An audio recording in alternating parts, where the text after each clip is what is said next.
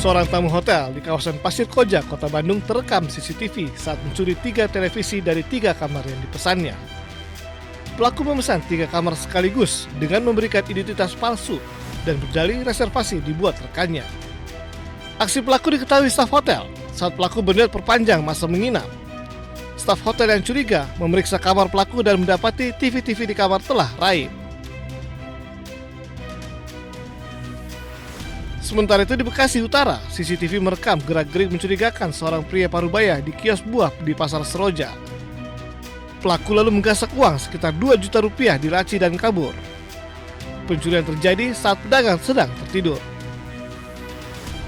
Dari Bandung dan Bekasi, Jawa Barat, Tim Liputan iNews melaporkan. Tunggu rap.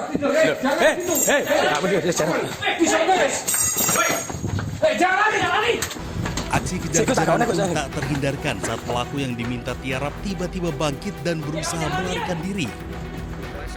Namun usahanya gagal karena polisi telah mengepung tempat tersebut. Tak mau tertipu untuk 2 kali, polisi langsung mengikat pelaku dan membawanya ke dalam mobil patroli. Dari hasil pemeriksaan, modus pelaku yang merupakan mahasiswa asal Papua Selatan ini diduga cemburu kepada korban karena korban pernah menggoda pacarnya. Insiden bermula saat keduanya terlibat pertengkaran usai minum minuman keras di asrama. Pada siang itu memang ada terjadi cekcok karena berawal dari kecemburuan tadi, sehingga di situ baku hantam. Setelah baku hantam, dari pelaku tidak terima mengambil pisau, kemudian langsung menusuk ke pelaku di bawah kanan. Di dalam kamar? Di depan kamar. Pelaku yang emosi langsung mengambil pisau dan menganiaya korban hingga tewas. Atas perbuatannya, pelaku dijerat dengan pasal pembunuhan dengan ancaman hukuman maksimal 15 tahun penjara, sementara korban telah dipulangkan ke Papua Selatan. Dari Malang, Jawa Timur, Denny Irwansyah, iNews melaporkan.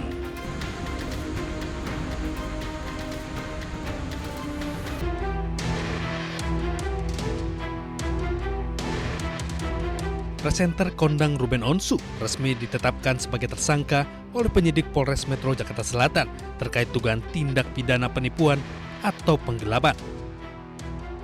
Penyidik kepolisian menemukan bukti yang cukup untuk menaikkan status terlapor jadi tersangka. Menurut Kasih Humas Polres Metro Jakarta Selatan AKP Joko Adiwibowo, korban mengaku mengalami kerugian akibat janji investasi yang ditawarkan oleh pihak Ruben. Tergiur dengan janji keuntungan yang menggiurkan, korban kemudian menyerahkan sejumlah modal kepada mantan suami Sorwenda tersebut. Terlapor saudara RSO statusnya dialihkan sebagai tersangka. Kemudian dibuatkan surat penetapan sebagai tersangka. Meski statusnya sudah naik menjadi tersangka, polisi menyatakan hingga saat ini belum melayangkan surat pencekalan ke pihak imigrasi. Namun penyidik telah menjadwalkan pemeriksaan perdana terhadap Ruben Onsu dalam kapasitasnya sebagai tersangka pada pekan depan. Dari Jakarta, Raffi Wardani, iNews melaporkan.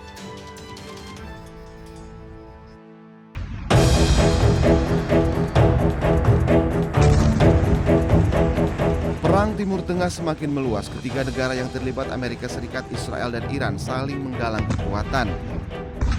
Iran merangkul sejumlah negara tetangga. Oman menjadi salah satu negara yang mendukung Iran menguasai Selat Hormuz. Kini Iran mendekati Irak. Iran mengajak Irak untuk bersama-sama menghancurkan pangkalan militer Amerika Serikat di Timur Tengah. Presiden Amerika Serikat Donald Trump pun murka. Presiden AS Donald Trump mengancam akan membombardir Oman jika menghalangi upaya pembukaan kembali Selat Hormuz. I mean, we control it. We control it with the blockade. We have a blockade. We control it with the blockade. And I like the idea of declaring it a territory.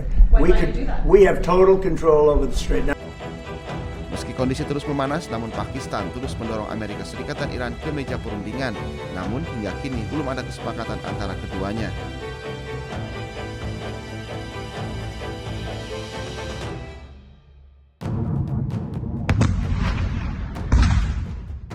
Iran mulai pertimbangkan serangan terhadap fasilitas militer Amerika Serikat di Eropa. Nantinya, serangan akan difokuskan pada fasilitas militer AS di Eropa bagian selatan dan tenggara. Tindakan ini akan diambil bila AS terus menyerang Iran. Salah satu yang menjadi target adalah Bulgaria, yang telah menyetujui penggunaan pangkalan udara Besmer untuk pesawat pengisian bahan bakar AS. Bulgaria pun telah bersiap menghadapi serangan Iran.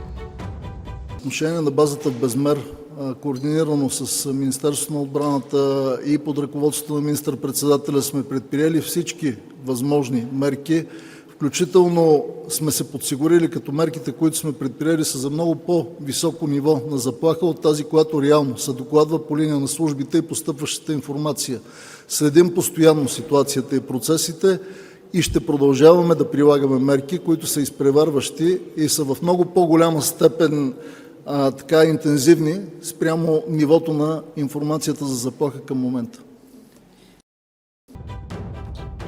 Tak hanya itu, serangan yang menewaskan 3 personel militer AS menjadi bukti kemampuan Teheran menyerang target dalam jarak jauh.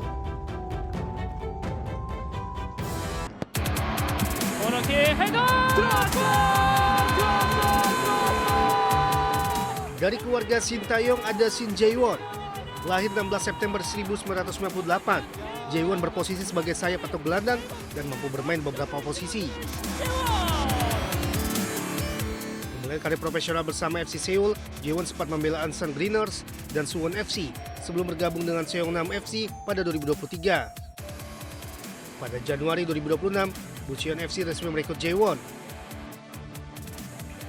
Media Korea setempat menyebutnya sebagai pemain full difungsi di sektor lini serang, serta masuk Best 11 K-League 2 pada 2025.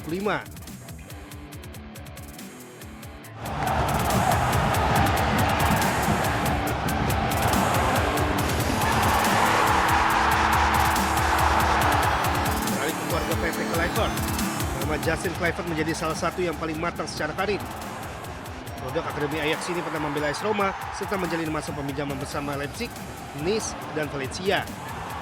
Dan kini Justin tengah berkemelut di Premier League bersama Bournemouth. Selain gemilang bersama klub, Justin juga mendapat kesempatan membela Belanda di Piala Dunia 2026. Saat itu Belanda mengalahkan Tunisia 3-1 pada 25 Juni, Justin turun sebagai pemain pengganti. Sementara itu adiknya Sen Kluivert mulai menarik perhatian. Pada musim panas 2026, Sen mengikuti persiapan pramusim Barcelona. Puncaknya, Sen menjalani debut bersama tim utama Barcelona pada 1 Agustus 2026 dalam laga uji coba melawan Birmingham City. Terakhir putra pelatih timnas Indonesia saat ini John Herdman, yaitu Jai Herdman. Jai memilih melanjutkan karirnya di Indonesia setelah resmi didatangkan Bali United untuk menghadapi Super League musim 2026-2027. Kedatangannya sekaligus melengkapi kota pemain asing Bali United. Jai memiliki posisi sebagai penyerang dan diharapkan bisa menambah daya gedor Bali United. Kecepatan, kemampuan membaca ruang, serta pengalaman bermain di kompetisi Kanada menjadi modal Jai untuk beradaptasi dengan sepak bola Indonesia.